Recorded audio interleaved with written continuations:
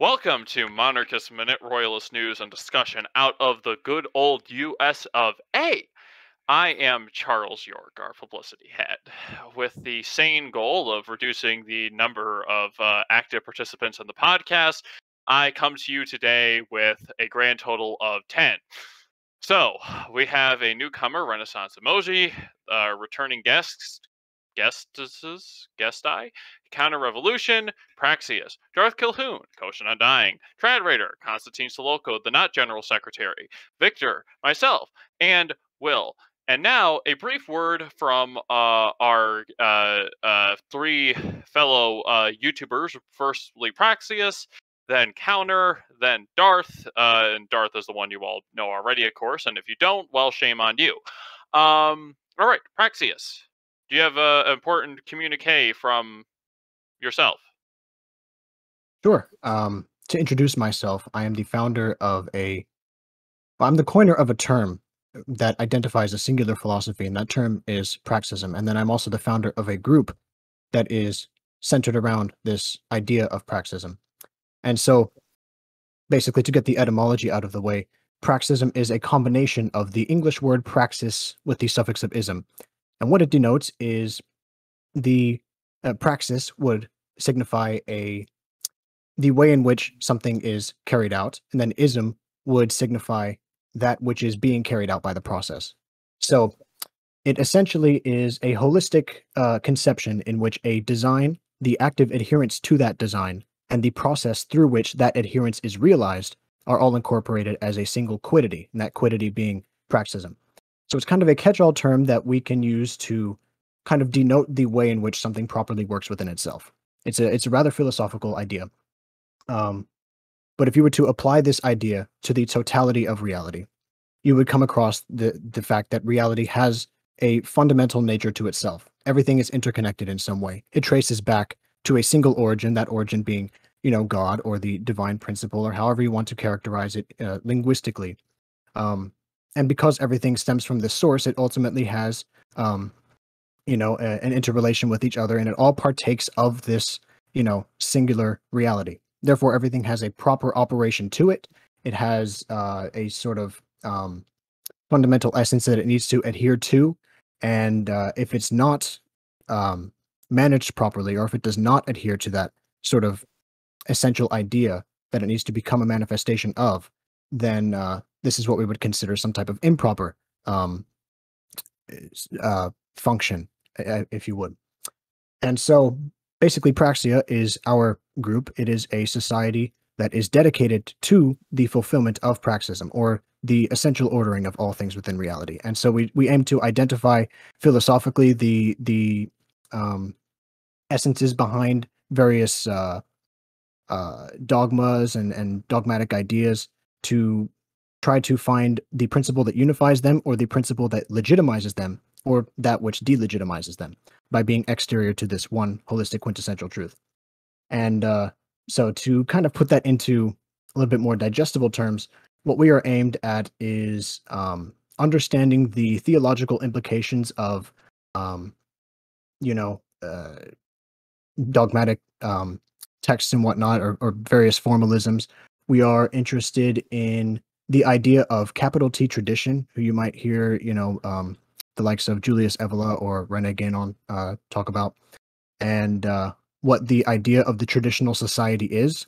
And our goal as a society, as the society of Praxia, is to do what we can to either educate people on this philosophy itself, or bring about this traditional society in any manner that we can.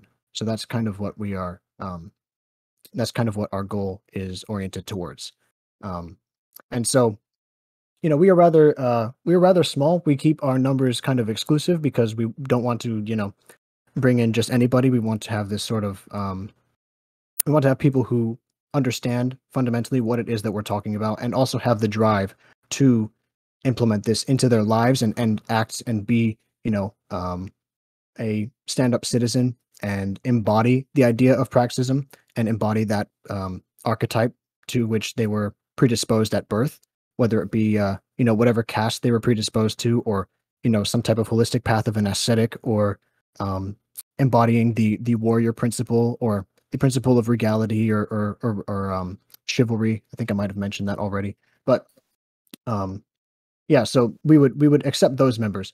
But Cody, who is Renaissance Emoji, is putting together an event in real life, a sort of meetup, as it were, with various different groups, so that we can perhaps affiliate ourselves, um, expand our sphere of influence, and hopefully um, bring about this holistic worldview to light in our sphere of thought.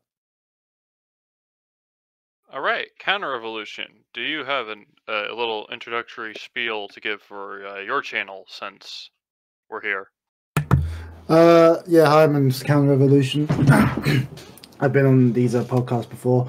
I'll keep it short and sweet, as I know we've got topics to discuss. So I'm a British-based channel that discusses the pros of monarchism and why every country on earth should ideally have a ruling royal family. And yeah, that's more or less me. No worries.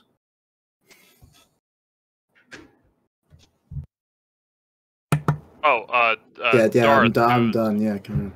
Oh yeah, Darth. Well, I'm Darth Kilhoun. I run the Darth Kilhoun YouTube channel. Link should be in the description below this podcast.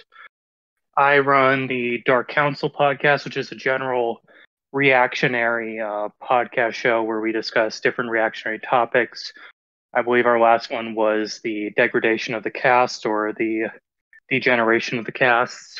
I should really know what my own podcast was called. But we generally discuss different reactionary topics all across the spectrum.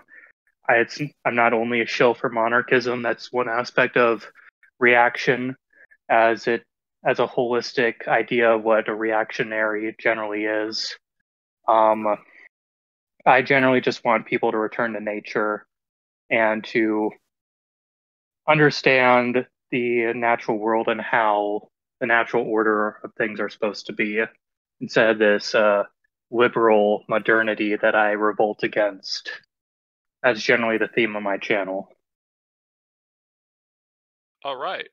So, with that being said, I call this meeting of the Fellowship of the Discordians to order, and we will venture bravely on in our quest to destroy all things liberal with our first topic, and that has to do with technology. Specifically, um, when I envisioned this topic last week, I kind of noted that since we're the most technologically advanced society on Earth that we know of, anyways, the most technologically advanced society that we know of, we seem to have this idea as a society that we are better than everyone else, and yeah, and I guess kind of an exploration of why that is, and the obvious reasons why that's, stupid. So, we're gonna go, as we customarily do, go down the row, or in this case, rows. Since everyone's screens should be the same as I am, the order should be no surprise, and Renaissance Emoji, what was your name? Cody, I think? Yeah. Yes. Okay, you will get to go first. So attack this topic from whatever angle you want. 0 degrees, -5 degrees, 180 degrees even. The world's your oyster. Or the server is, Lovely. right? Thank you, Charles. To give a quick introduction, I'm one of the leadership of the Praxus Society, and this is an honor to be on the show. But I actually want to be on this episode for this very topic because I come from a background of aerospace engineering. That was my degree path in college, and just the general sciences since I was a young boy. But I have a bit of a intriguing perspective on the effects of technology on society because, well, it's inevitable that good old Uncle Ted, Theodore J. Kaczynski, will be brought up. And a lot of what he's written on the topic is very poignant to the matter of the effects that we're seeing, and that was as far back as the 90s.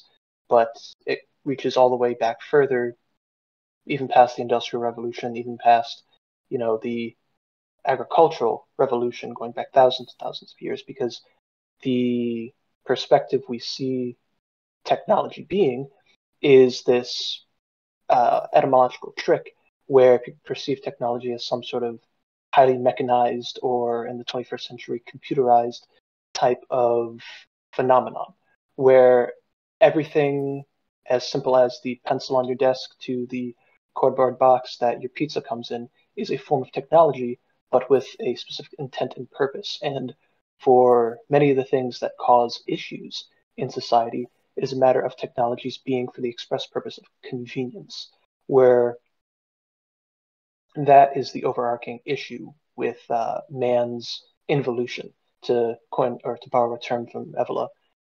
But I'm not a Luddite, though I do support the reduction, or at least the slowing of the advancement of technology, because of all the various effects that the technologies we've developed in the last 3 centuries or so, the effects of which we're still just starting to understand, and the exponential growth and refinement of such technologies is causing further and further problems that we haven't even discovered yet, or haven't become apparent to us yet, because we're under such a cloud of turmoil from all these different new implications and philosophical queries, even now getting to things within the past few weeks as AI art and other such questions at the heart and soul of what it is to be human, now being replaced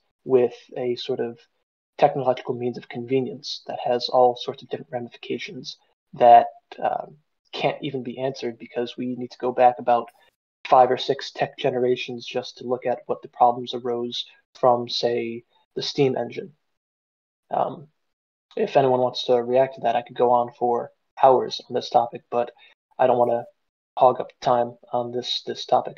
Actually, as someone who is a very big steam locomotive particularly enthusiast, I would like to hear your thoughts on that, because I've been trying to wrap my head around that myself, because I like the steam locomotive, but then at the same time I know it's a product of the Industrial Revolution, so I would like to hear your thoughts on steam technology. Well, as I said, the problem stems back further than just the Industrial Revolution. As much as I admire and agree with Ted Kaczynski's work, excuse the stutter, he misidentifies much of the issue. Like I said, it's a matter of people's reliance on technology as convenience, and not as a refinement of their own capabilities. And that's the crux of the issue. When it comes to something like the steam locomotive, it's a give and take scenario where you're max minning what it is that you're trading in convenience and prowess for the individual person. All right. Seeing So it's essentially it's essentially the difference between an artisan, a master in his craft, and the factory worker who works at one station 8 hours a day, doing the same monotonous thing and has no actual passion for what he is doing. That's only one facet of the ramifications that we're experiencing from, something like the Industrial Revolution. Well, I was only talking about that very narrow, specific difference between like the two mentalities. But I know it goes far deeper than that. I'd say that the pursuit of technology overall is something that is at the heart of mankind, because we're, a cerebral animal. If you even want to refer to us as an animal, I think we're far more spiritually centered and divine in orientation. But it's something that we're going to pursue regardless. And taking something like the space age is something that we will get to inevitably, but we need to slow down and assess everything that we have been doing before we get into something like the stars, and well before we get to a point where we can screw that up. Though with the invention of things like the atomic bomb, we might have already crossed that Rubicon. I think that's more of the idea of the Faustian soul, specifically in Western man. Because you don't really see that, like, I won't apply that to humanity universally. I'll apply that more specifically to Western man, the pursuit of technology and technological growth, and this idea of the endless, where, like, unlike you see, like, it's say in China, for instance, where in the imperial era they even forcefully reduced technological development to return to more simpler times, like government mandated. And I mean, it's just only really in our Faustian soul that you see that. I don't really see that in many other cultures.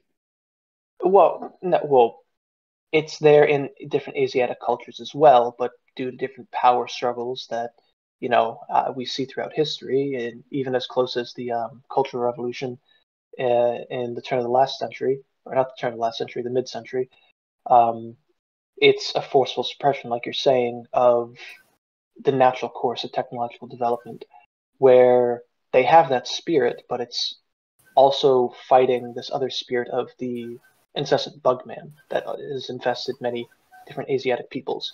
But you can look at, anywhere around the world, excluding a few certain places where everyone has this type of spirit, even from the Aztecs to the Arabs to the people of the steppe.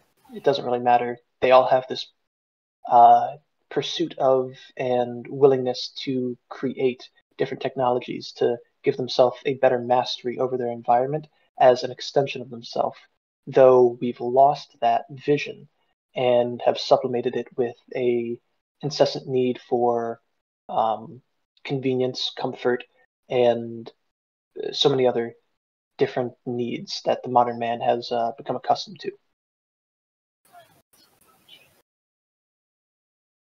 I think it's been said that before that people back before the Industrial Revolution, the Agricultural Revolution, were actually happier because they worked less than we do. And with this rise of technology, it de facto requires us to work far more than our ancestors ever did because productivity and Puritanism. I'm not so sure that that's a product of technology rather than a product of the, Protestant work ethic and things like that. I'm also not sure I believe that it's true. I'm going to be honest. Well, I think that there's also a difference between work and seemingly pointless work, because man does need work to find fulfillment. I know that much.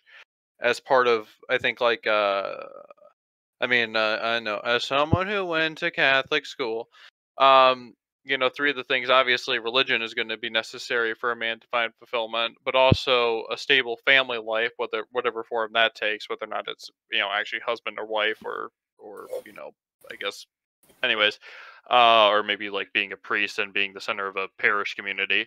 But then also work in some aspect, good work is going to help a man find fulfillment. Yeah. So, but bland, repetitive slog fest. That's not very helpful.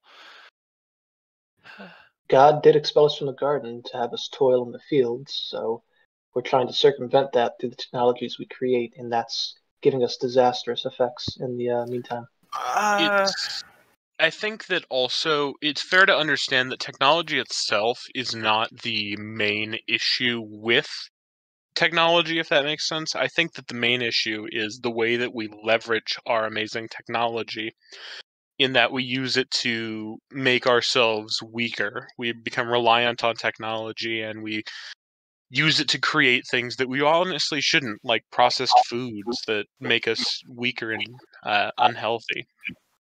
I 100% agree. And to move that onto a hot topic, something that I brought up before, AI art, it can be used in both ways. And it's exactly like Trad Raider said, it's how we treat the technology itself, not the inanimate being of technology that it is, where many artists nowadays in the contemporary field feel threatened by AI art, where someone can just type in a few keywords and have it spit out an image, either in that artist's specific art style or in someone else's, and just have a whole catalog of different images that may look aesthetically pleasing, but have no soulless being behind them, no inspiration, no divine light that's inspired the piece. It's just aesthetic. It's vanity, And- for lack of a better term. I really have to leverage in there and say that One thing though, before you interject, the counter to that is that if someone uses something like these algorithms to inject their own artwork into the algorithm and then have them spit out images to refine their own work, that could be a positive use of the technology to accelerate one's own mastery of their craft by having different prompts and different images that they might have difficulty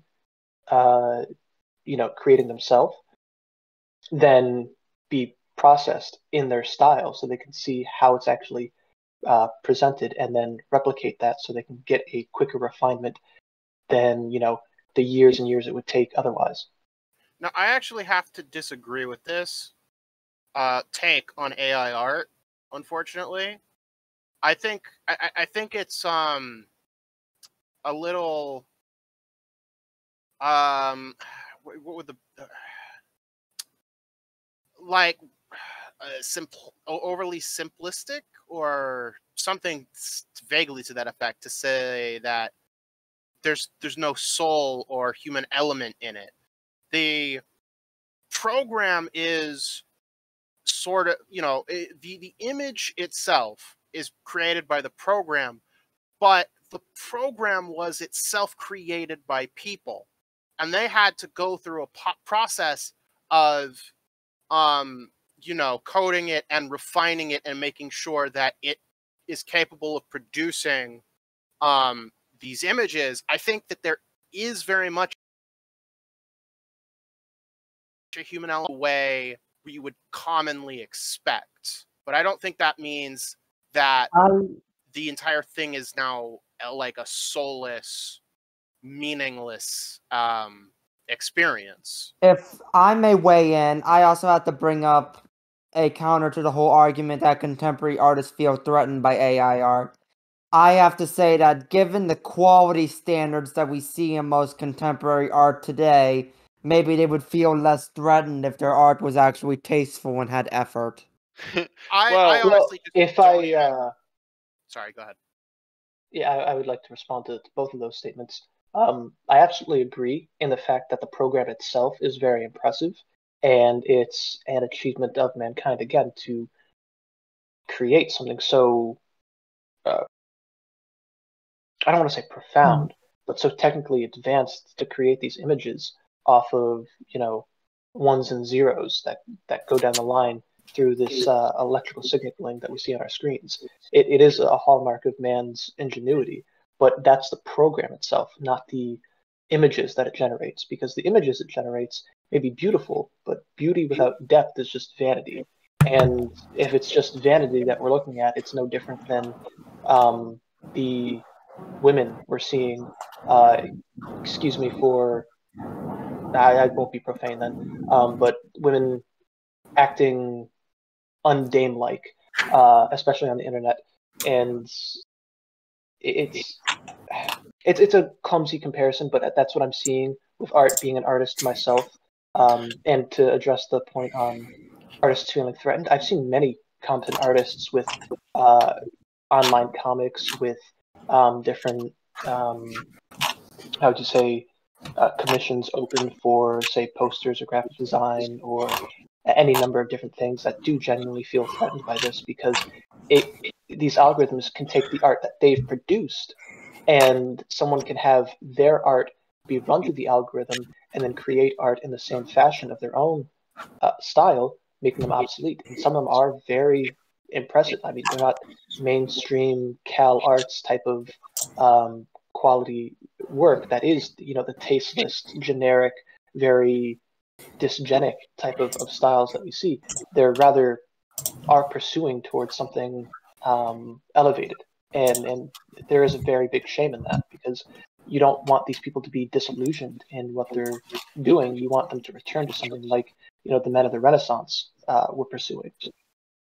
I will say, of all the AIR, it's miles better than literally anything in the Tate Modern, which is a modern art exhibit in London. If you ever go to London, don't go there unless you want your brain fried. To kind of add into the topic that we are talking about, technology, my biggest issue with the way we use technology today is that we use it for very trivial and wasteful reasons.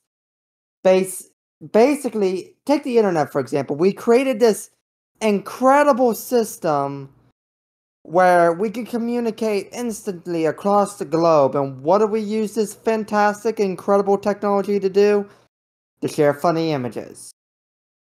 It's like That was going to be my take as well. Sorry for interrupting. Go ahead. But yeah, it's like we use technology. We use this phenomenal technology for the most wasteful, inefficient, and honestly useless reasons, only to satisfy basically our own materialist and hedonistic desires, and oftentimes, in many cases, at the expense of our planet. Apparently, those streaming services that we're on, let's pretend YouTube isn't a streaming service right now because you might feel bad, are actually producing a little bit too much CO2 in comparison to, I guess, I don't know if it's a necessarily comparison to just getting a DVD disc or a VHS tape. So yes, reject Netflix and embrace VHS. Yes, VCRs will rise again from the ashes. Yeah, that was. VCR Oh, go ahead. I have a bunch of VCR tapes and I don't have anything to play them on. It's sad. Well, I have that's 4 the VCRs problem. actually. That's the problem. You can't get a VCR plugged into a modern television. No, you can. Really? You need adapters. Yeah. Yes. No. Well, even so, we got the smart TV a couple of years, or not a couple of years ago, last year actually, and it still has the RCA jacks, the red, the red, the white, and the yellow. And there are going to be adapters. No, but VCRs, any old piece of analog AV equipment should be able to plug into a modern TV. I mean, I'm sure they're going to stop making them eventually, but every TV I've looked at in a store out of curiosity has had it, because I want my VCRs. VCRs forever. CEDs, Betamax, death to DVD or something. I don't know. Random. There's two things this is kind of spurred on my head. If no one else has anything to add yet. No. Go ahead. Nope. Okay. On the topic that Vice Chancellor, I think, just brought up too, with technology being abused to feed our own hedonistic desires, that's kind of what I was getting at before as well. And part of it is that, lower man's uninitiated abuse of these technologies. And I'm kind of the opinion that many of these technologies should be restricted, especially something like the internet, from the general public because of A, the dangers it causes, and B, the misuse it will then inevitably befall, because you have everything from criminality to degeneracy that just runs rampant on it because of its incessant use for the trivial, for the hedonistic, for everything else. And that's still everything existing within a digital space, whereas we ought to be pursuing something that is more physical but not material, if that makes any sense. And that kind of bridges over into the question of these analog devices and them slowly being phased out of production, where there is a very strong subset of hobbyists, for the most part, that are trying to revive certain technologies like film cameras. And that is because there is a certain quality that is just not present in digital cameras in the physical capturing of images on film and having the physical photos on your person or saved somewhere else in an album somewhere. where this incessant digitization of everything is one, a sure way to have a Library of Alexandria on a scale we can't comprehend if the internet were to ever implode or go down or be attacked in some catastrophic way, where the rest of society might be unharmed, but this vast interconnected network of synapses might all come crumbling down. Which if you know anything about the 1993 worm virus that happened on, I think, Windows program, that's almost took down the internet in and of itself right there. And it was a very, very simple piece of code, but that's just something in the code itself as well. But think more on physical attacks to these networks that are very, very susceptible to things like, say, EMPs. Not even saying like some sort of terroristic scenario. Something like the sun could take it out, and everyone's data, memories, photos would be lost. Whereas the, I don't want to say reliance on, but pursuit towards more physically oriented technologies is a far better crutch to have than everything being digitized as we rely on today. In my electrical engineering class last night, we were actually talking about how vulnerable the power grid is, and you only need to take out the right 9 substations to plunge the entire US into nationwide blackout. All right, everyone. If you live near a substation, consult with your local police, but make sure that you have a let's stop the crazy people from shooting at this thing plan. No. Also, please Neutral don't stars actually go and visible shoot at yourself. Please don't Yeah. do that. Yeah. No, but I guess with the reviving of old technologies, I think that especially in today's day and age, when essentially every single modern nation has completely ditched Steam for revenue earning service, except on very special occasions, and that's mainly just for enthusiasts' sake. I think that old technologies. Would you say that it's fair to say that old technologies that previously have had mostly detrimental effects on society can actually have positive effects, like how how steam locomotives today are preserved mainly for the history and for essentially entertainment, or not necessarily. I mean, entertainment sounds cheap, but like the education and simple enjoyment of people. Would you say that that's a fair assessment? Like preserving Flying Scotsman and whatnot. I think there is an element to that, but that's misplaced. You have to take a step back and look at things like, say, the steam locomotive, and realize that it's a 200-year-old technology at this point, and these engines will be around for much, much longer, whereas many of the contemporary counterparts to them are already needing replacement because of the degradation of technology or the overabundance of processing that they need. And it's I always forget the term. It's what is it? Engineered obsolescence, I think it is, for these things to Planned need obsolescence, replacement. yeah. Planned obsolescence, thank you. And that's one aspect of it. But even if there isn't some sort of planned obsolescence in the technologies, the materials needed to make them or repair them, even if they aren't meant to be rugged like the steam engines of old that are 200 years old and still running with minor issue thereof, it's a level of scale that is unprecedented, because you need all these different interconnecting parts just to gain the raw materials and gain the refinement, and then finally ship them 3 times around the world to get to this one train. All this just being a single example, to have it start running again.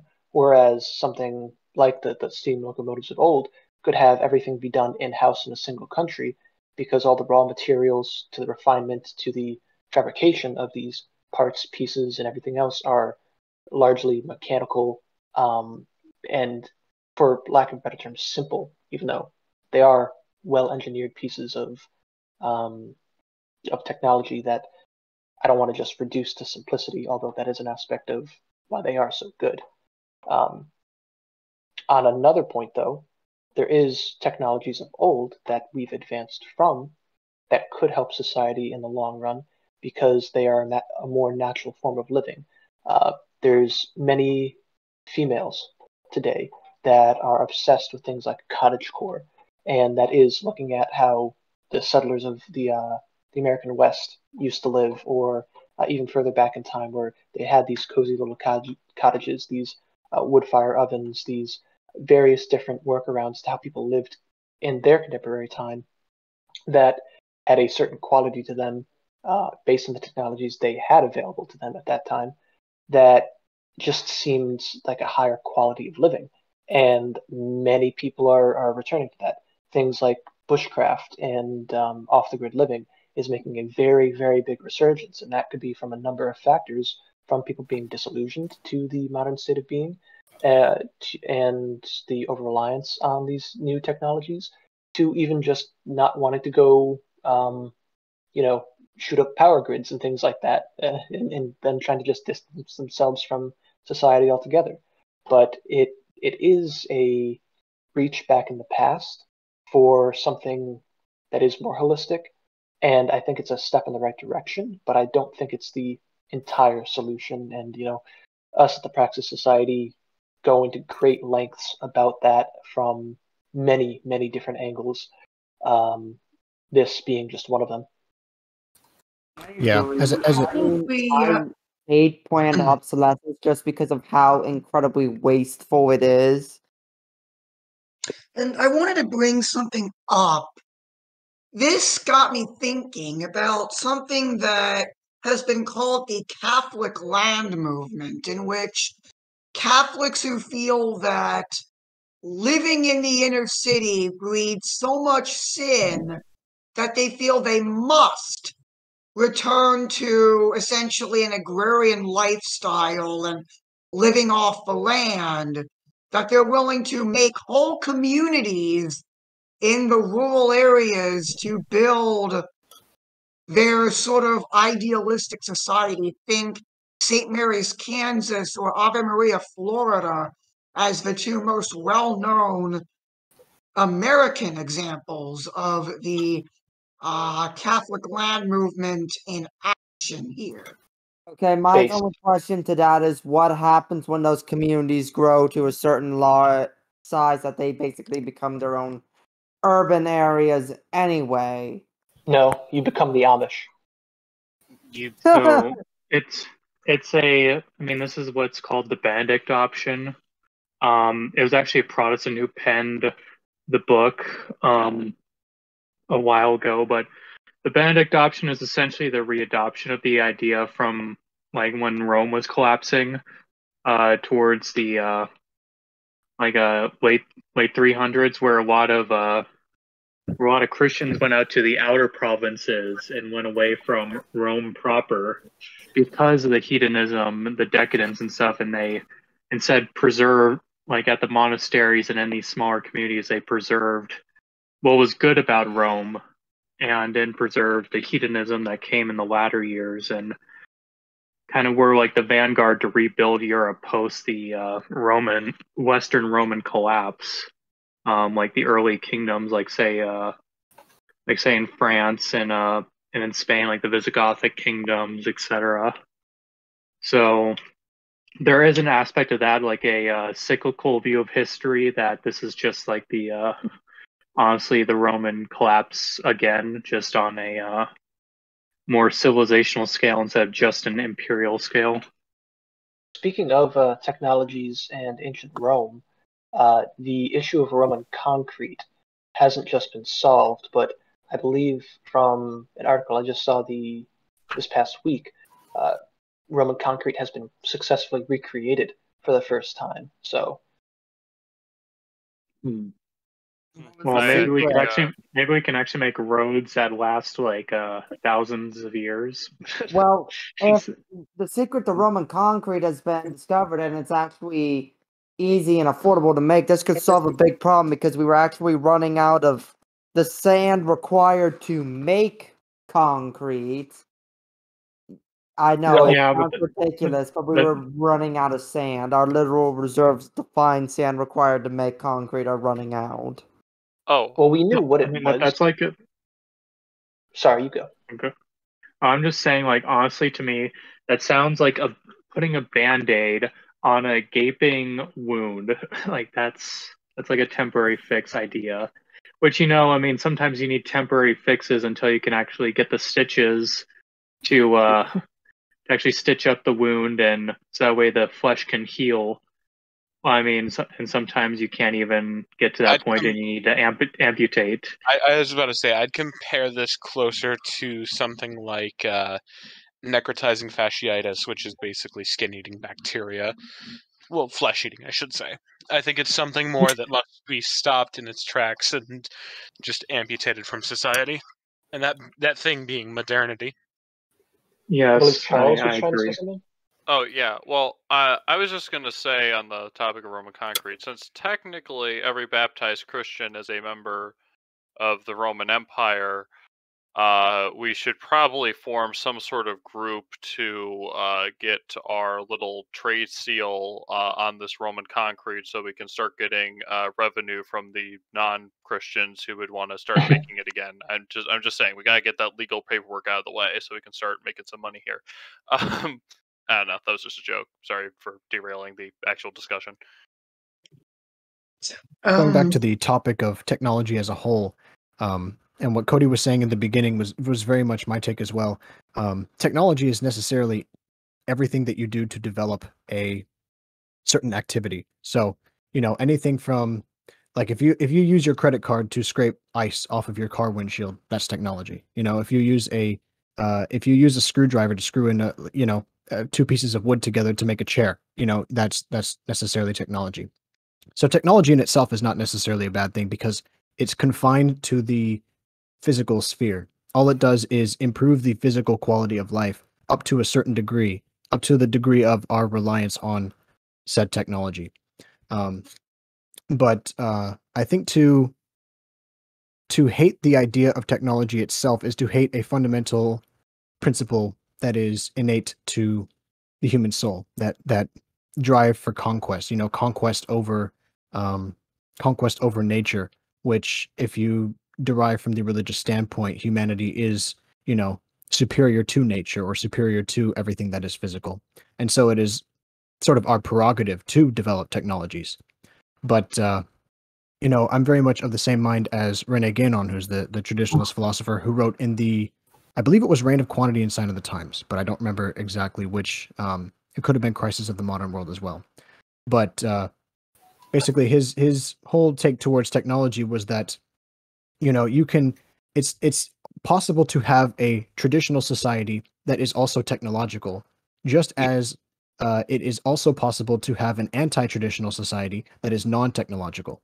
You could have a sort of, Luddite society that derives its, points of legitimacy from, third estate common caste populism, for example, or some type of materialism or some type of hedonism. And they might not have, developed technologies whatsoever, but they would still be an anti-traditional technology. The quality of life would still be, they would not have access to virtue, which is essentially what all of, if you derive from the religious standpoint, all of human life is to access virtue. And so, if you did have this traditional society with technology, Rene Guénon was kind of the mind where, as long as all of these sciences were understood to have this sort of divine origin and be oriented back at understanding a certain nature or a particular aspect of the divine, whether that be a science in alchemy, for example, or like ancient Greek astrology, trying to discern the nature of reality by looking at the cosmos or something like that. While these might be, seen as modern superstitions and things like that, back then, what they were trying to do, the point of reference or what legitimized these activities, is different from what legitimizes the activities of science and technology today. And our reliance upon that proves that. But ultimately, technology is just the tool of scale. If you punch a man to death, it would take a minute to kill him. If you cut him with a knife, you could kill him in 10 seconds. If you shoot him, you can kill him in 1 second. And if you have a machine gun, you could kill 100 men in the same time. So it really is just the tool of scale, and it's something that needs to be applied according to its various aspects, really particularly. And I'm of the same mindset of, I can't remember who it was that said it, but the fact that we do have, I actually think that the development of technology can be a very positive thing if the right mindset is adopted. If we have this traditional idea and then we use technology to traditional means. I mean, think of why all of us are here. We would not have this podcast were it not for technology. And so that's sort of my take on the issue. My point That exactly. actually reminded me very much of the Ernst Jünger quote, technology has ruined everything, including war. Mm-hmm. Exactly. I would say that that is a very true statement. See also nuclear bombs. Precisely. And even people like Evola, I'm trying to look up his quotes here in the Decline of the Superior Races chapter of Revolt Against the Modern World, where he had very much the same sentiment on the advancement of technology, especially in something like the theater of war, that just turned it into an automaton or sort of meat grinder that is meant to just kill as many people as possible until one nation submits to the other, and there's no honor or glory left within conflict anymore, Yeah. which is a sign of the decline of not just civilizations, but the very soul of man itself. And that's a very black-pilling take on, the question of technology, but it is a very stark reality that you have to address. As pro-technology as myself or Vince or anyone here might be, there still are the very real consequences thereof of any of these technologies, whether or not we can repurpose them for good. And some technologies themselves exist to be purposed away from good. For example, it has caused our society to not only become a service economy, but also a renting economy, right? Nobody owns anything anymore because of technology. For example, if you wanted to, 20 years ago, you would have a bookcase full of DVDs. Now you have a subscription to Netflix who might take a movie that you really liked off of that service. Even if you were to buy one on, let's say, YouTube, for example, if YouTube lost the license to that movie, you'd lose your movie on YouTube, So nothing you have is permanent anymore, and you're just renting the services to see what 20 years ago you would have had if you paid one time. Same thing with... That is actually... Oh, sorry. I was just going to say that's what I was getting at with the digitalization of everything online. That's another consequence of it, where even if there isn't some cataclysm that has the entire system fall out from under it, these services, as everything is now becoming, might just pull things from under the rug on you. And if you don't have any physical backup that you can utilize outside of the service or system in which everyone else is reliant, then it more or less no longer exists.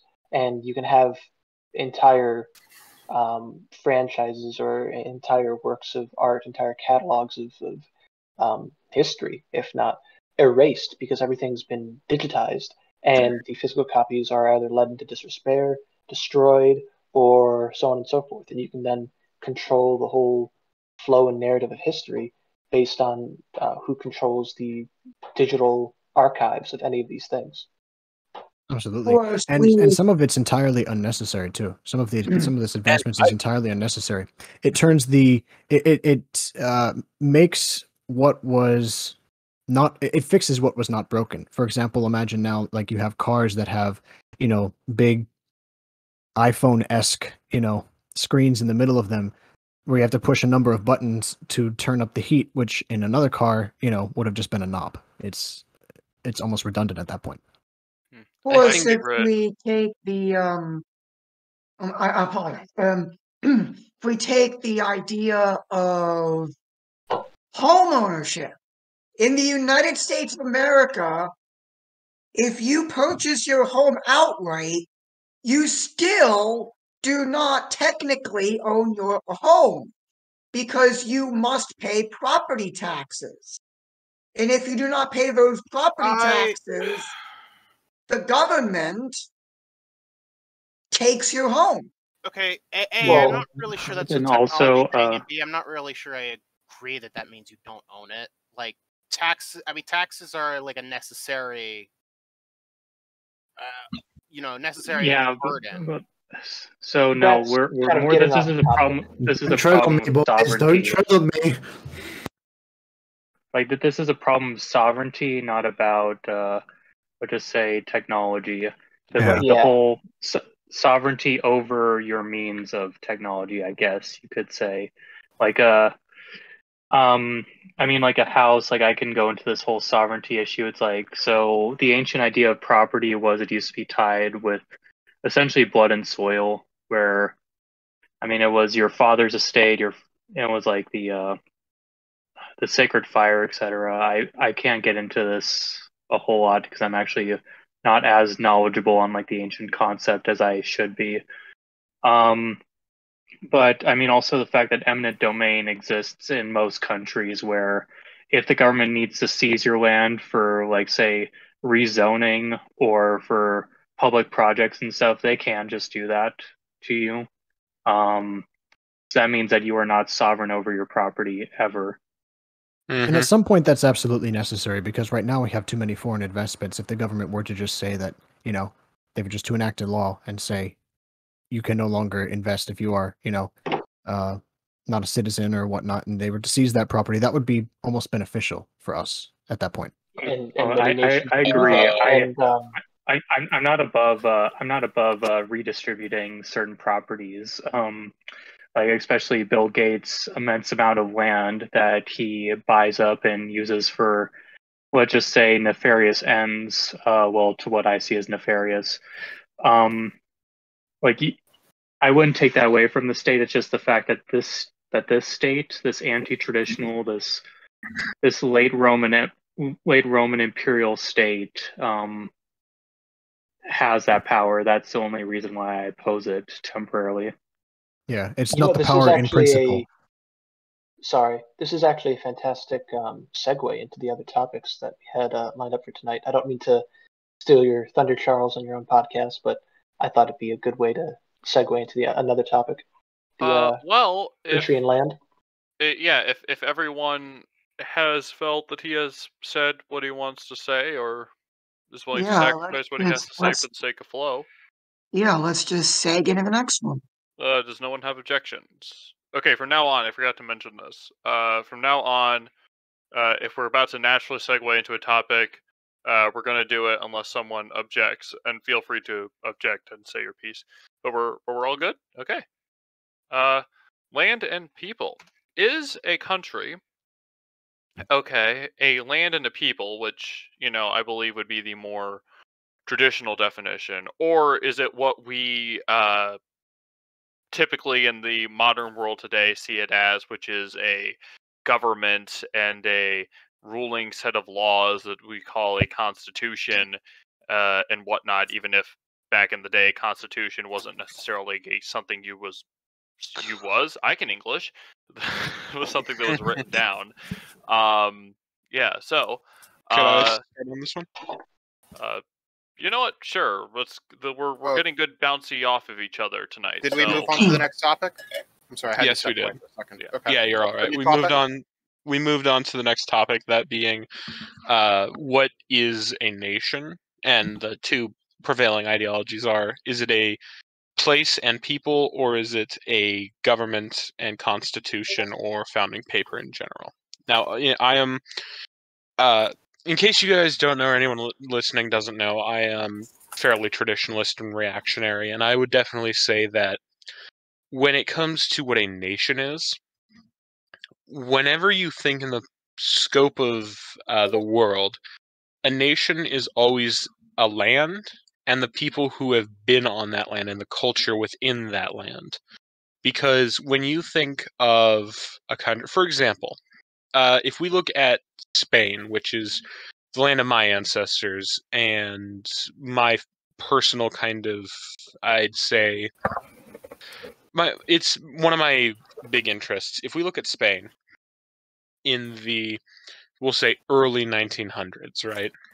In the early 1900s, we start off with the monarchy under the Kingdom of Spain, at which point the monarchy is then overthrown by the Spanish Republic, the Second Spanish Republic. After that, it is then challenged by Francisco Franco, who obliterates the Spanish Republic and replaces it with the Spanish state under himself, which then is transferred to the Spanish monarchy once again under the kings and currently King Felipe VI de España. Now, that being said, I would like to point out the fact that throughout that time, it was still Spain. The people were the same, the place was the same, the culture was the same. Merely the government that was ruling it, and the papers that founded it were changing all of the time in the 1900s, right? You had, like I said, you had the original Kingdom of Spain, then you had the Second Republic, the Francoist dictatorship, and the, once again, Spanish Kingdom currently.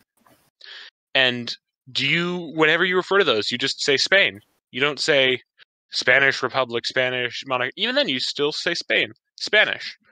My point being is that it's always Spanish. It's just under different governments. If we look at Germany, right? Germany under the German Confederation or the Prussian Empire or the German Empire or Nazi Germany, it's always Germany. So I still hold that fact that a nation is merely the people, the land, and the culture with that, well, the land and the people and the culture on land in a certain area. That is always what a nation has been and always will be.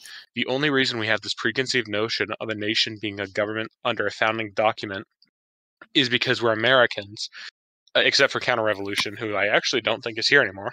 But literally, it's just America's never had another government other than this one. So we have the idea that America and the American government are synonymous, when it's important to understand that they're not. I love America. I hate the American government. I would like if I to could- add that a nation isn't always necessarily a piece of land too, because if we look at this biblically, the Hebrew nation migrated around before they finally settled in Canaan, and the idea of the Hebrew nation existed even when they didn't have their land. So I'd agree with that. And as Charles said earlier, all baptized Christians are citizens of the Roman Empire. So it's good to remember. I think that furthermore proves that a nation isn't just a government and its documents. It's the people, the culture. So, That's what I was going to say. I The think idea of the nation. if I may, I feel like the idea of the nation corresponds more directly to the idea of the soul or of the spirit rather than it does to the idea of anything physical or local. You can divide borders up however you may want, but if someone, or if all of the people, even if they may be divided, still harken back to this same idea, the same spirit, then that is what defines a nation. And Evola talks about this a lot in his Revolt Against the Modern World as well. And we're doing a reading on that, or like an analysis on that on the Praxia channel. So it's very fresh in my memory.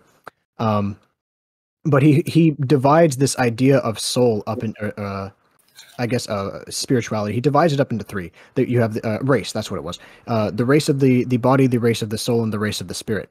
And then the idea of race itself would correspond to the idea of nationhood with those various other those various attributes to which you can attribute race. And so if you were to say the race of the body, if you were to say that your nation is connected to your race and you were to mean the race of the body, that would necessarily mean that everyone who has your ethnic makeup is part of your nation. If you were to attribute nationhood to race to spirit, however, that might come with certain implications that are not limited to the general sphere of the biological race, but it may also characterize caste or spiritual vocation or something like that. Let's say you were initiated into like a chivalric order or something, where not everyone is of the same ethnicity, but at the same time you are part of the same religion, you are part of the same spirit, and you are initiated into that family. Now that group is your nation. And then, if you were to go even more, if you were to go seriously, if you were to go even further back than that, you might say that it harkens back to the human principle in the first place, the idea of the caste itself and how you participate in this sort of divine nation, the nation of your religion. There are various levels on which you can apply this idea. I'm not necessarily sure that this idea itself can be concluded on for that reason. If The I may, I'd like fundamental to. the Right. fundamental unit of a nation is the fundamental unit of society, and that is the family, because it is the smallest social group that is organized among humans. Okay, so I have to point out, I guess, that there's an actual technical definition for nations, and it is the people. What I would say is that the modern association between the term nation and with the government is I believe it's not simply like a byproduct of us being Americans and only having one government, but rather the fact that the nation state model has become extremely common relative to just a few centuries ago even. That was what I was going to say too. So the terms in sort of casual conversation can be used rather interchangeably, and everybody will know what you mean. Yes, if you're looking at it in modern political terms, of course, nation definitely means the idea of the nation state, which in my opinion is an inferior idea in the first place, because it gets rid of this idea of a certain monarchical or regal hierarchy, and it disregards anything except for the borders and the state institution. And I was going to say that I think, well, the question specifically was country, not nation. I know we like to use these terms individually because, Austria-Hungary as a empire and as a, kingdom and whatnot, as our English friends would say, and I would say, would be had multiple, I guess, nations in it. The Slovaks. Hey, that's where some of my ancestors came from. And then the Austrian Germans and the Hungarians, and yet they were all still fighting under one sovereign. So yeah, I guess, and the United States today also has multiple nations, I guess, in that the various Indians, we even sometimes call them, the Navajo Nation and whatnot. But we're still all Americans. And so yeah, I just wanted to I would say another good example is the idea of Italy as well. Are we talking about the word country? Are we supposed to be talking about the word country then? I guess that was the idea, like the country as an idea, not the nation, because like a nation has more of a. Would that just be a matter of semantics at that point? Country has a technical definition that refers to like the land itself, rather than the government or the people living on the land. But I mean, what you seem to be asking is if, as disregarding the concept of nation, if there's some sort of concept of like collective unification of the people just from being under a government, rather than the term referring to the government itself, and that seems a little bit of a silly question. Well, I guess. I mean, that's essentially what you're saying is, well, there's some what you're suggesting is there's some unifying thing of being in the Austro-Hungarian Empire, when really what that would mean is being under the Austro-Hungarian government. That's definitionally what it would mean to be in the empire, and it's like, why would that necessarily mean that there's something else? That's also very grammatically incorrect. Like, I'm just gonna say this, like, you don't need to have like a singular government to be under a singular dominion. Like, say Austria-Hungary is like this great example, actually, because it's in the name Austria and Hungary. Well, but we're using the word country here. Well, I know, but it's like you can have this multi-tiered system in the same dominion. Like, Austria-Hungary was the same dominion, but they didn't have the same government. Like, you had the Austrian government and you had the Hungarian government, and they were two very separate things. In fact, like, both the Austrian government could go to war while the Hungarian government did not go to war, for instance, because they were seen as completely separate. Like, this is getting into like the different, like, because like the idea of like country and nation at this point, like, that depends on which time period. It's been so blurred on what definition you're using. That depends I on. think I have a good synthesis of what everyone's trying to say. Okay. So I think we're all kind of in agreement that there's a sentiment of rejection of the question outright, because the idea of entertaining something like a proposition nation is just a psyop, and we all kind of agree that there is no country or nation that is formed or unified under a certain type of government.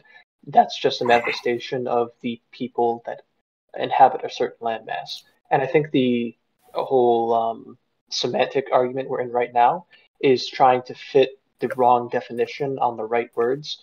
I think it's easiest to say that a country is the land and a nation is the people, and that might be the best way of describing both of these things.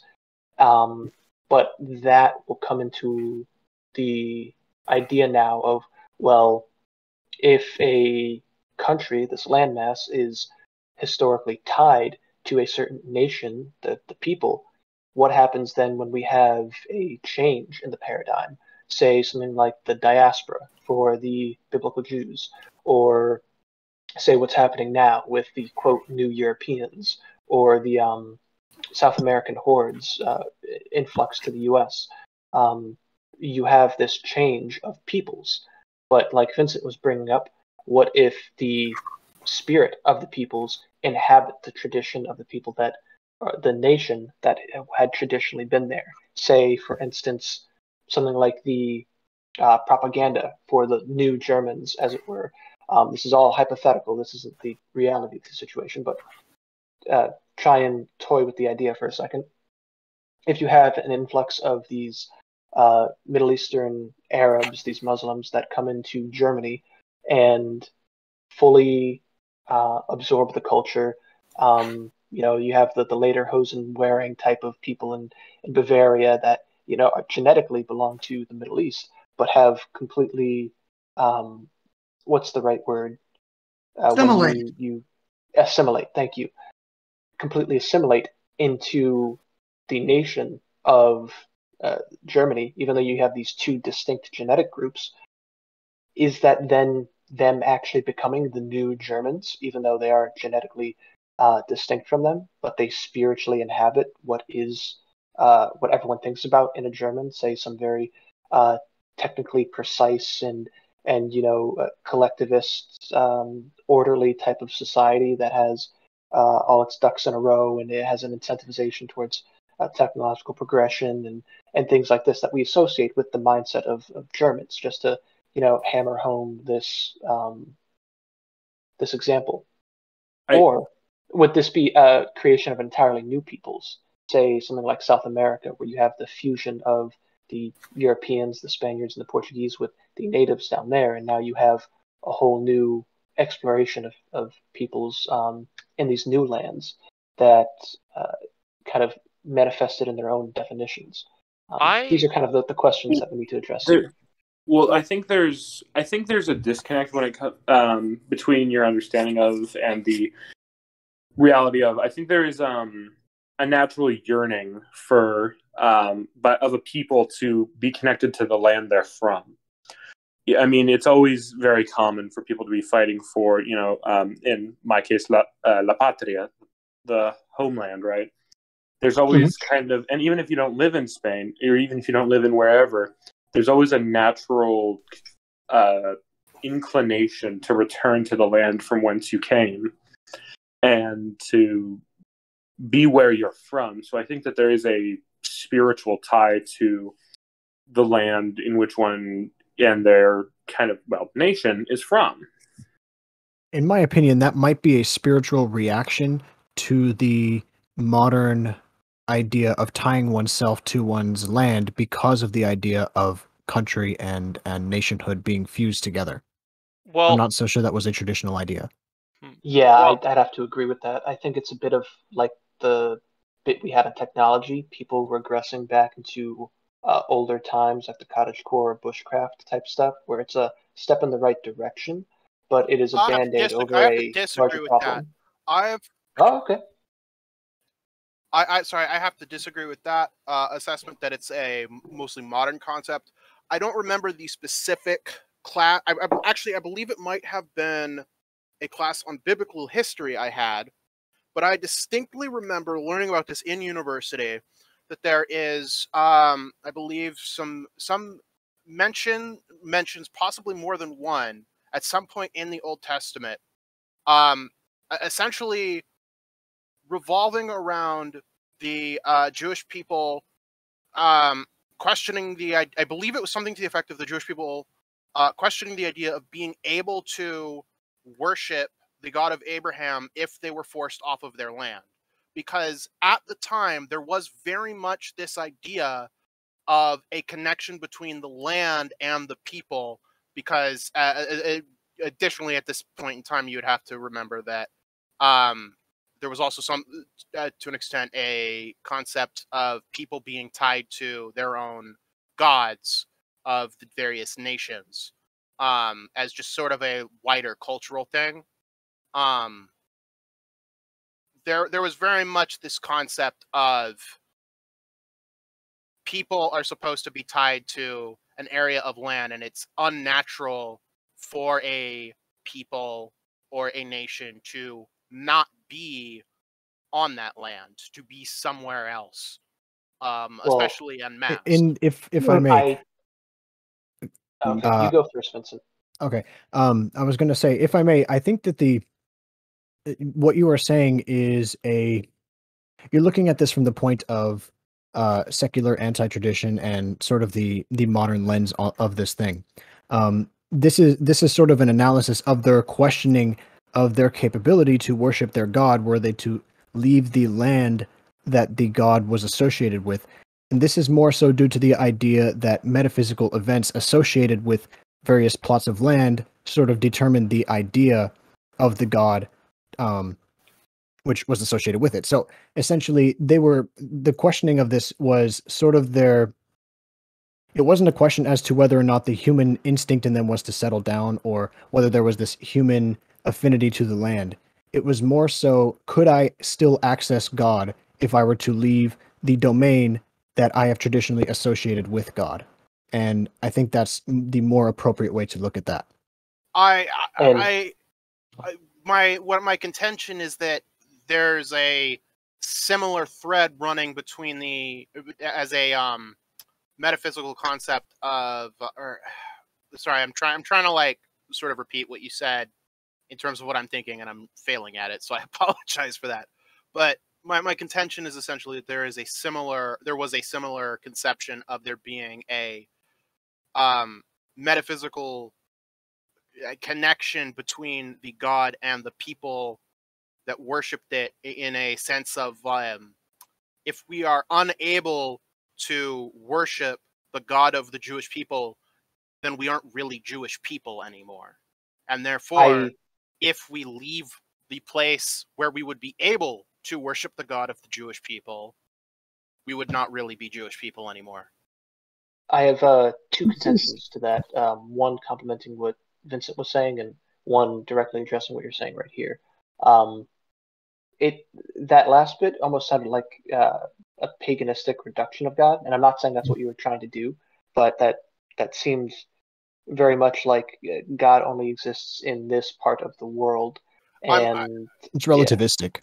Yeah, it's extremely relativistic. Whereas, you take the God of Abraham, as we keep referring to him, and God gave Abraham his sons to go to all corners of the earth and make homes there to become different peoples of the planet, and then still worship him in his image, because there wasn't any one place to. God made the Holy Land specific for the tribes of Israel down the line, but he also took that away and then dispelled the Jews from the Holy Land, as it were, because of their incessant sinning and rebellion against him. So it's for him to give and take away in that sense, using your example, which is trying to complement off what Vincent is saying. I don't believe this was a specific instance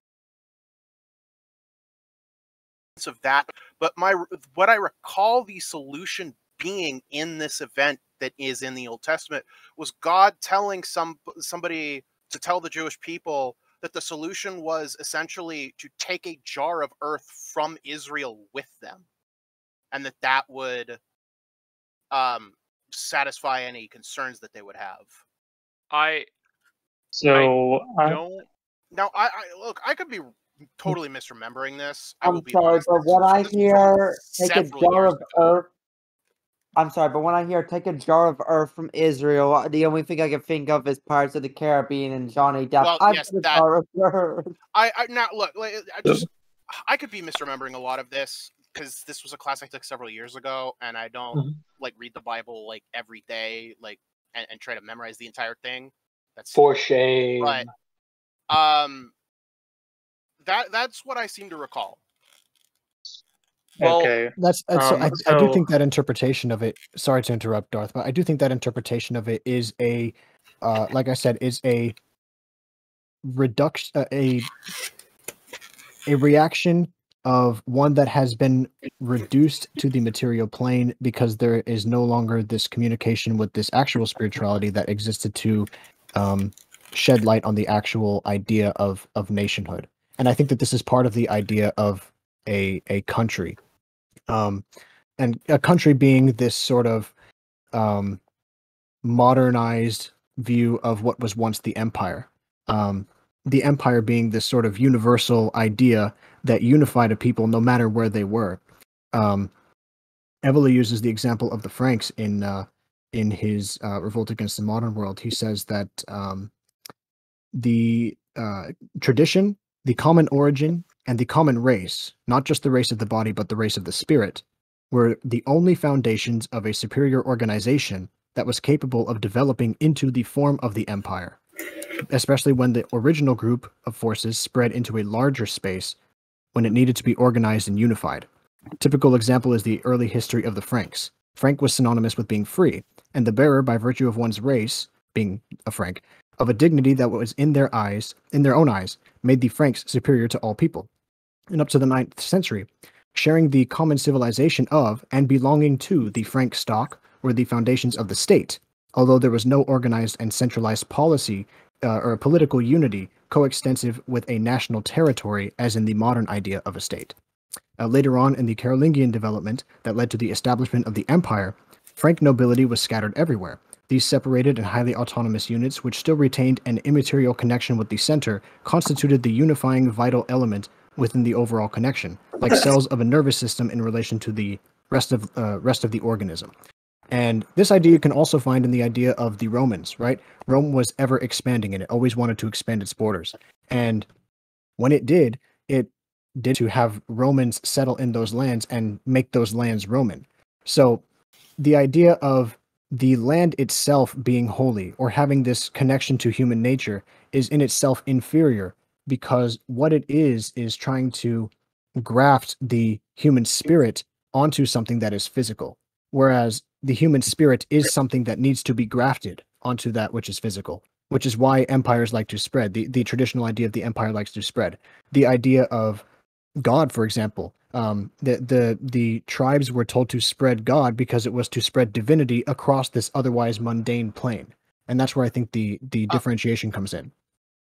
Now, not to keep like setting up a back and forth going between us, but I would actually argue, when the sort of implicit in the concept of conquering an area of land is making it yours. If you've truly conquered an area of land, it is now your land and it is no longer foreign. I would say there is sort of within the human psyche a tendency to have a connection to the land you're on, but that is essentially that gets into a non-physical element, which has to do with intimate knowledge of the land, having a feeling of knowing that because this is a place I am from, that I know it is a place that is safer to me than any other place which I would not know. So I don't think it would it's be making a accurate house a to home. say that it is right, but that's exactly it. I think that concept of a house being a home does, to an extent, within the human psyche, extend to lands in general. Right, but then the idea of a person, like a land, is not a home until the person has been there, which means that the person necessarily needs to leave his homeland to make that new land his home. Right. Hence, So I bet that's a good. Yeah, go ahead. Go ahead. I was going to say that's a good get back on Renaissance proposed scenario. Like, imagine if all the Bavarians were ethnically displaced by these quote unquote new Germans, aka foreign savage invaders of Germany.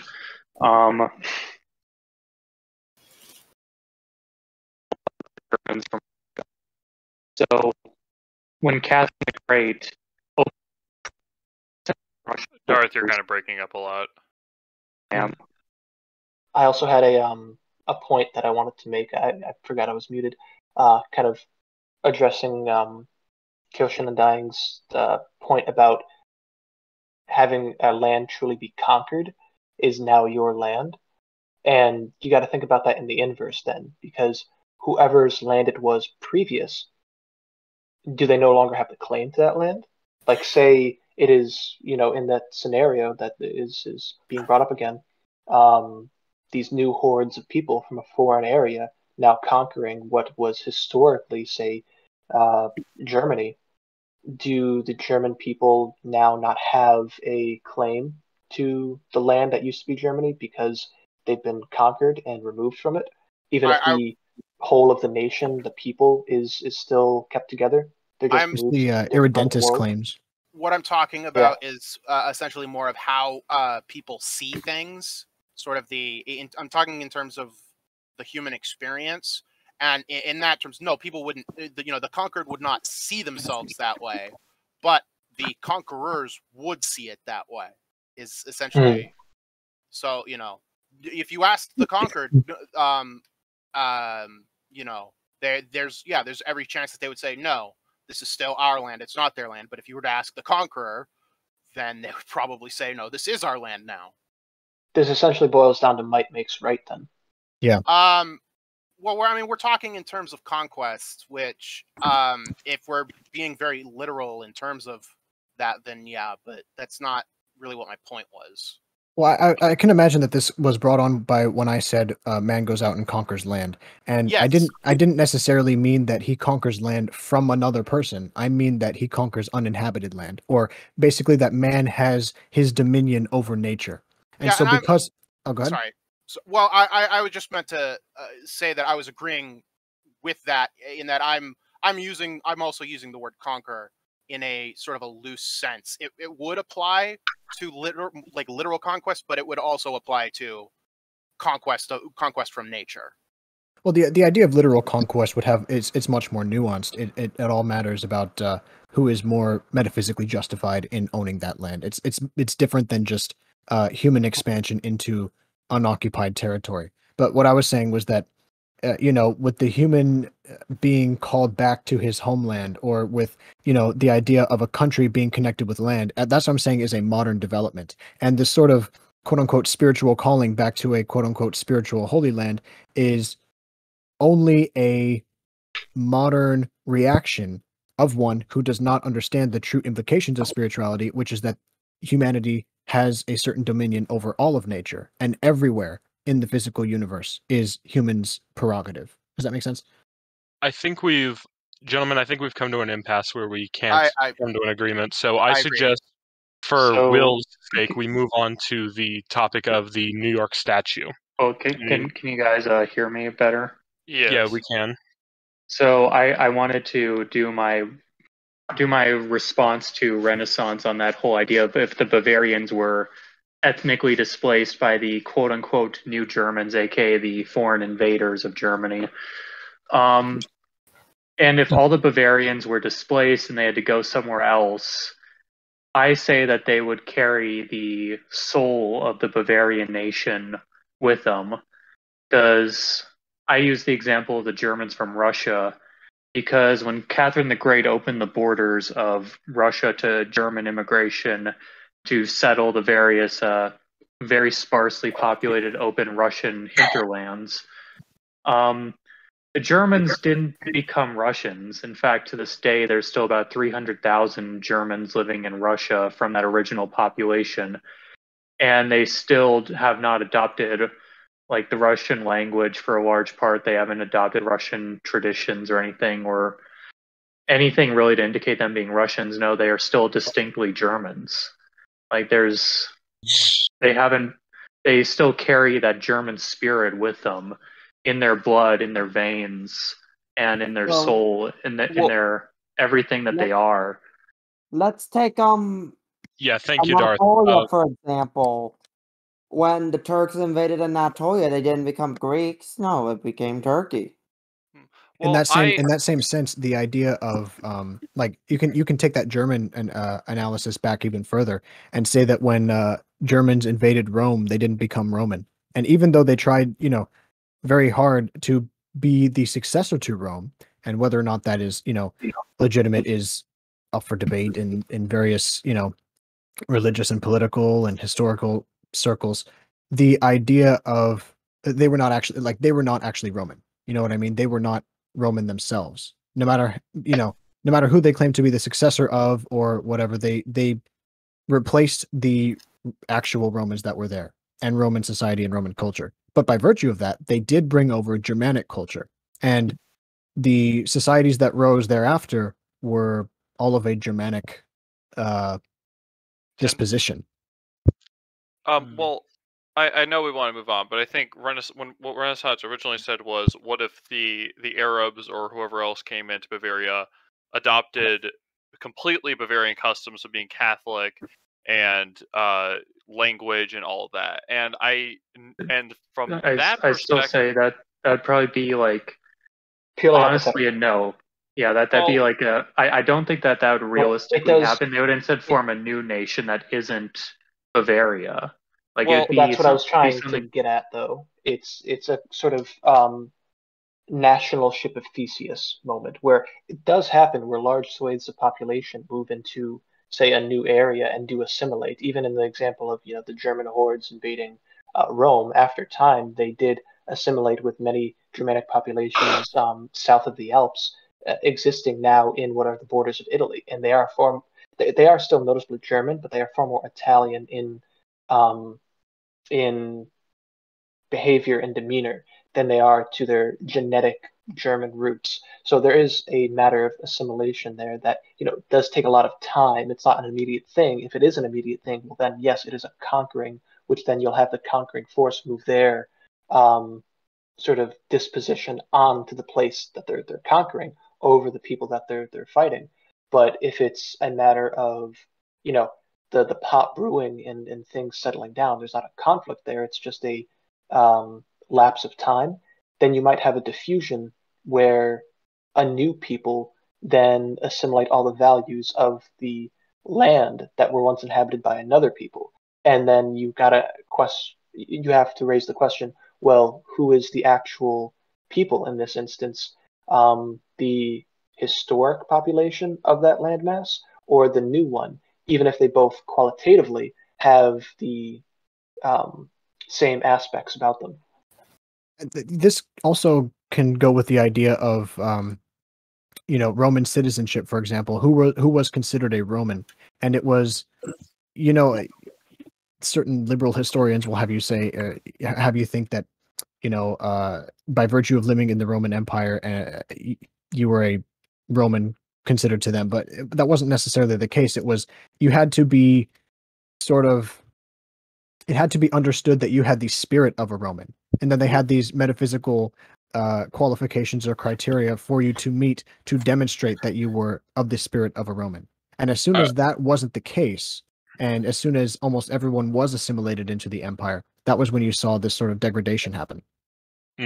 Sorry to kind of interject here, guys, but we do seriously need to move on to the New York topic. We can circle back around if you want to after the New York topic, but we do need to move on. Yeah, if no one has any objections to doing that.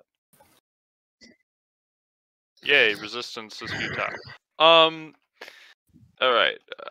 Talk all you want about different people being superior to others, but I am in control right now. Anyways, What were we talking about? Oh, start spreading the news. I'm leaving. There was a statue in New York. Will, please. Okay, so recently, supposedly in honor of Ruth Bader Ginsburg, they put a statue on a New York courthouse. And when I saw the statue, the first thing that came to mind, to me at least, was it looks like a bloody demon. So, Like, I actually have to get going here in a little bit. I was about to say it's a combination of Baphomet and Cthulhu. And that's my hot take on what the statue represents. it literally looks like an old Canaanite idol, and I thought the first time I saw this, oh, the only thing it's missing is the bloodied goat at its feet from the sacrifice. Look, it's ugly, but I think you guys are exaggerating a little bit. Are we? No, evil I comes think out a little. in satanic. degraded art. Yeah, Well, it okay, is. Okay, look, also I'm a not a replacement, big conspiracy theorist who believes that our government is ran by a satanic cabal, but when I see that, I can't help but see demon. Yeah, I am of the opinion that our institutions are run by satanic cabals, but regardless, wasn't this also a replacement of a statue of Theodore Roosevelt as well? So that's kind of an almost insult to injury situation where, speaking of conquered peoples and everything from the last discussion, it seems very much like America is so now, where we have landmarks and monuments being torn down from our heritage and be replaced with what essentially do look like satanic symbols, monuments to our sins. Yeah, I think there is something to be said, and look, I'm probably the least philosophical one amongst us here, but I think there is something to be said. While looks aren't necessarily everything, I think that they do give a good indication about whatever, the person who made it, what he was thinking at the time. Like a piece of brutalist architecture suggests to me that the person the person really doesn't care about that aesthetics and doesn't care at all. Brutalist architecture needs to be destroyed with something. But I think that there is something fair to say, though we cannot judge a book by its cover. You can judge a book by the table of contents page a little bit. And I guess what I'm saying by that is it looks like I'm gonna have to quote that. And okay, That is a very away. good one. No copyright to infringement. kind of follow up what you're saying, I did hear someone argue that the artist could have intentionally and ironically made it look salacious like that for kind of like a what's the word I'm looking for, to Shock mock value. pro-life supporters and religious people, and intentionally made it look demonic for the purpose of ridicule. But at the same time, they're still not doing themselves any favors then by feeding into that fear. Well, I mean that's the thing. Like, so my older sister is like, well, some of these Satanists are actually devil worshippers. They're just trying to rebel against their parents, and that doesn't make it better. Like, you're doing either way. It's a bad thing. You're just doing it for one of two bad reasons. I think it's worse if it comes out of principle, because if it does, then that means that it's something that is intrinsic to the person's being. Whereas if it's this sort of external rebellion over some type of authority that they have a distaste for, that can be guided somewhere else if they were convinced otherwise or shown that something else was better.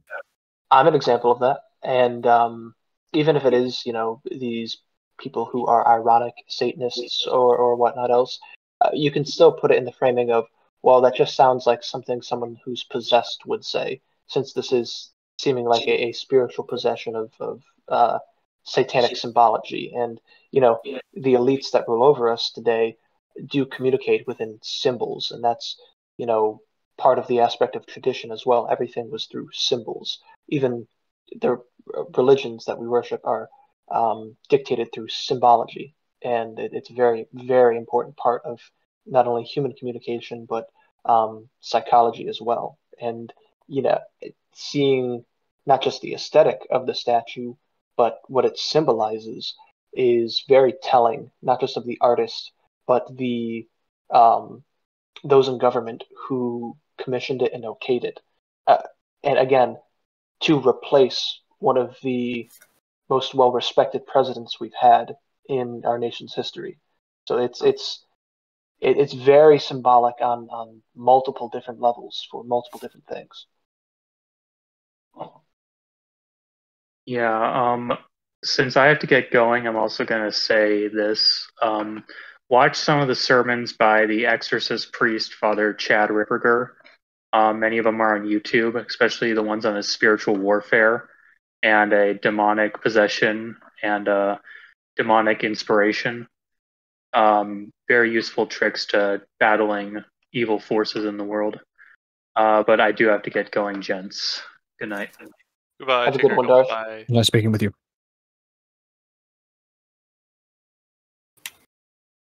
Oh, anything else we want to talk about the statue? Can we talk about the fact that it's almost a golden calf, basically?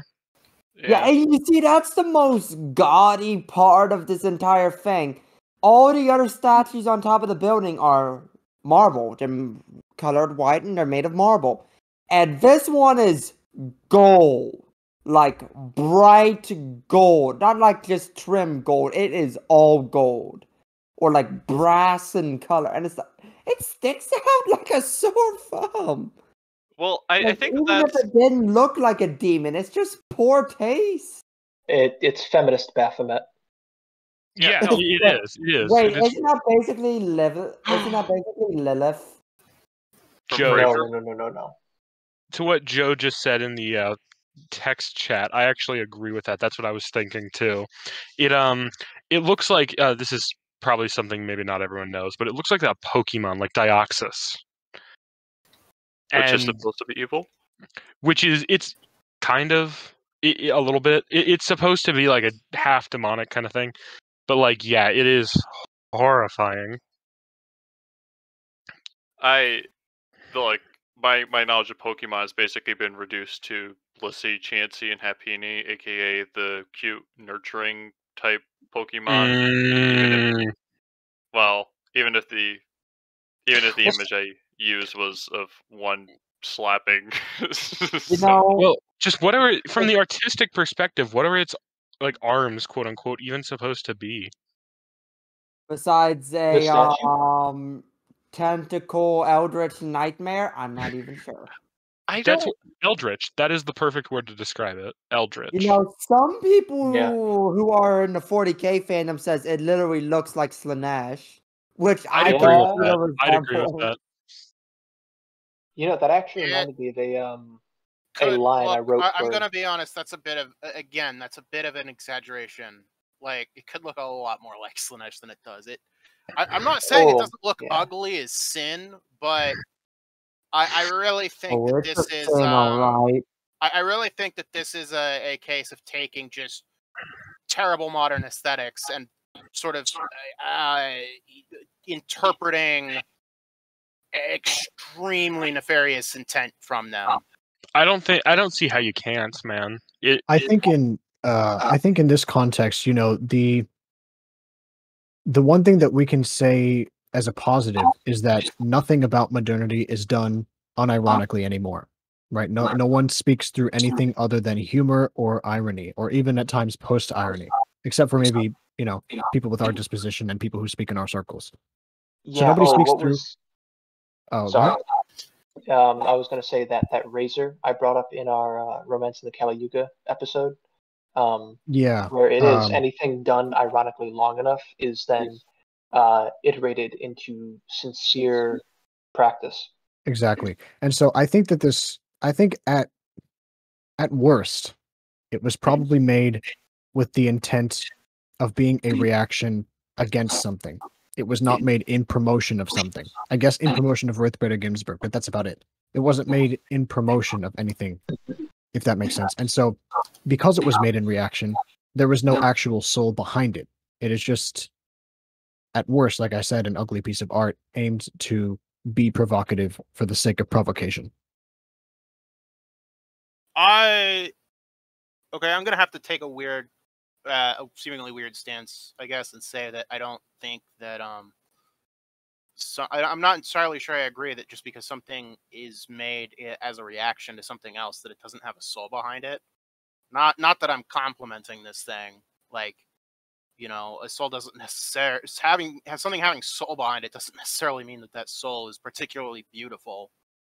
But I'm not sure I quite see why that would be the case. I think you're being far too charitable to the intent behind the people, again, who commissioned and created this piece. Like, you never ever underestimate how cartoonishly evil the people who rule over us are. I mean, the issue is I think that kind of might well, A, there's, like, you know, Hanlon's razor, but B, I think, well, A, Hanlon's razor, B, that's honestly kind of like a Marxist way of looking at things. And see, it's a way of looking at things that just takes you down a really dark path. Well, I think that I don't think it's necessarily because we're supposed to. I don't think we're necessarily supposed to, about individuals, jump to conclusions about someone's intentions unless we're proven otherwise. But I think as an institution, or as institutions rather, the various governments that rule over us today have been proven time and again to be evil, or at the very least, evil light. A new brand of beer from Miller. But but That was good. you know, but that I think I mean, if I mean there's the expression, if it looks like a cow and tastes like a cow, it's probably, or whatever the actual expression is. If it looks evil and it and further research into it kind of shows it's made of, it has some evil symbolry to it, even assuming, because I can't assume a good intention. Like, I mean, I'm looking at this thing and I can't assume any sort of even neutral intention, even if it was just made to troll the Republicans. Which, firstly, a perpetual monument trolling like a group of people in the present isn't really long-term thinking, I don't think. It's dumb. Yeah, but And no, obsolescence even of art. I mean, hey, if this thing gets knocked down in 10 years, I mean, I'm all for it. But right now, please, no. But well, the entire identity now is the entire zeitgeist and cultural identity of modernity is to oppose tradition, or to oppose anything that was once traditional. So, like, you know, that's what is grafted onto everything that comes out of the modern world, and because of that, anything lasting, you know, you can say that you can verily say that the pieces of art that come out of modernity are that they have the personality of modern man and everything that characterizes him, because it is inherently anti-traditional and made explicitly to be a negative reaction against tradition. You know, Alright, I have guys, a well, sorry, hang on a second. Alright, guys, well, I gotta hop off here, so thank you, y'all have been great. Talk to you later. nice meeting you. Nice Have a good speaking with night. you. Guten Nacht, as our Deutschen friends would say. Guten Nacht. And now we're down to 5, and now we have 100% Catholic. Ah, very nice. As I wanted to say, though, I think I did have a quote from a video essay that I'm currently making that I think summarizes the whole statue conversation fairly well, if I may. Go ahead. It is a combination of man-made horrors beyond our comprehension and eldritch forces that many have come to worship in this death cult of anti-human loathing.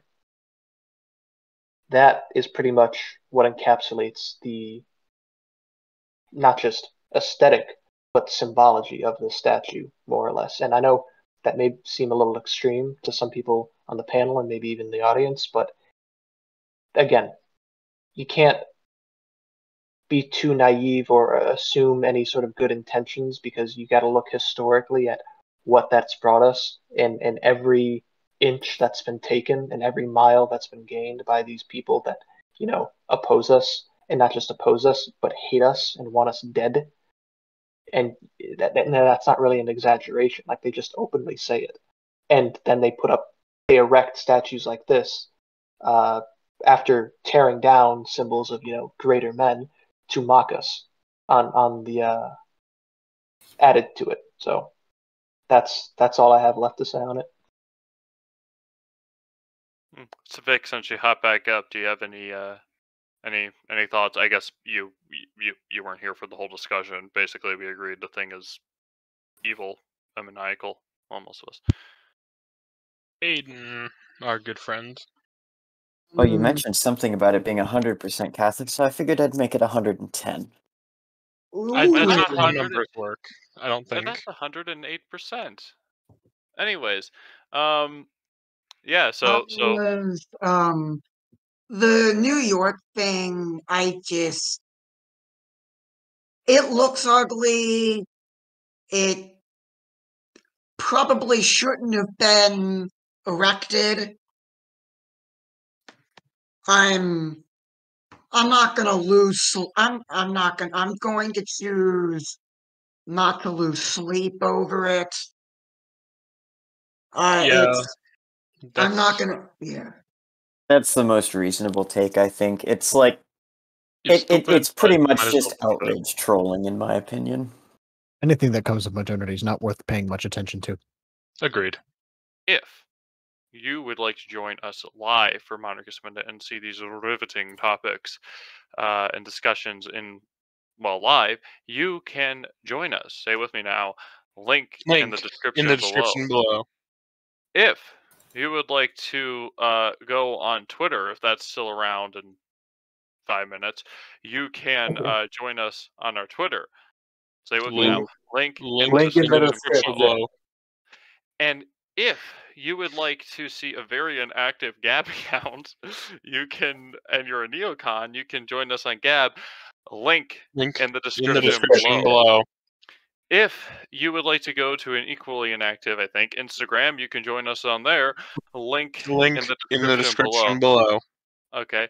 And if you are of the pensioner type variety, that was kind of cruel, but you can join us on the Facebook. Link in the description below. If you would like to check out the YouTube channels of Counter Revolution, Darth, and Praxus, you can subscribe to them all, and I would highly encourage you to do so. Link in the description below. And now, so done when you said it all the time. Yeah, no, we all are. It's done. Okay, well, now it is time to conclude in prayer this very long episode. So, would you like me to take Victor's spot? Oh no, Aiden's here. Never mind. All right, Aiden can lead the prayer since he's the chaplain. So, go ahead. In nomine Patris et Filii et Spiritui Sancti. Amen. Our Father, who art in heaven, hallowed be thy name. Thy kingdom come, thy will be done, on earth as it is in heaven. Give us this day our daily bread, and forgive us our trespasses, as we forgive those who trespass against us. And lead us not into temptation, but deliver us from evil. Amen. In the name of the Father, Son, and the Holy Spirit. God bless and have a good evening, gentlemen.